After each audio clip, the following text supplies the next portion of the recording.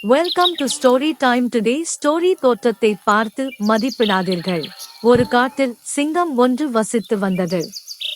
அது தனது பலத்தாலும் தோற்றத்தாலும் கர்ஜனையாலும் காட்டில் வசித்த அனைத்து மிருகங்களையும் பயமுறுத்தி வந்தது.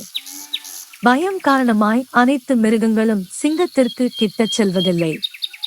சிங்கத்தை கண்டால் பயந்து ஓடிவிடுகின்றன. ஆனால் ஒரு நாள் ஒன்று பயமின்றி சிங்கத்தின் மீது வந்து அமர்ந்தது.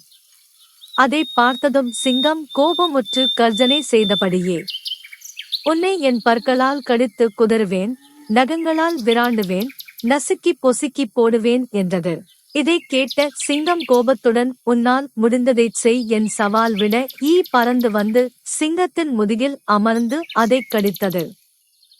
முதுகில் அமர்ந்த போது அதை விரட்ட சிங்கம் தன் பற்களால் முயன்றபோது பறந்துவிட சிங்கம் தன் முதுகைத்தானே கடித்துக் கொண்டது.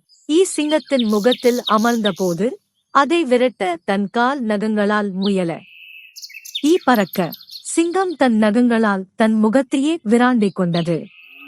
இவ்வாறு பலதடவை சிங்கத்தை நன்கு இம்சை செய்துவிட்டு பறந்தது. சிங்கத்தினால் பிடிக்கவோ நசுக்கவோ முடியவில்லை. அதனால் சிங்கம் தன் இயலாமையை எண்ணி வெட்கப்பட்டது. அதன் பின்புதான் சிங்கத்திற்கு புரிந்தது, தான் உடலளவில் வீரமாயிருந்தாலும் ஒரு சிறு தன்னை இம்சைப்படுத்திவிட்டதே என்று. உருவத்தைக் கண்டு யாரையும் எடை போடக்கூடாது.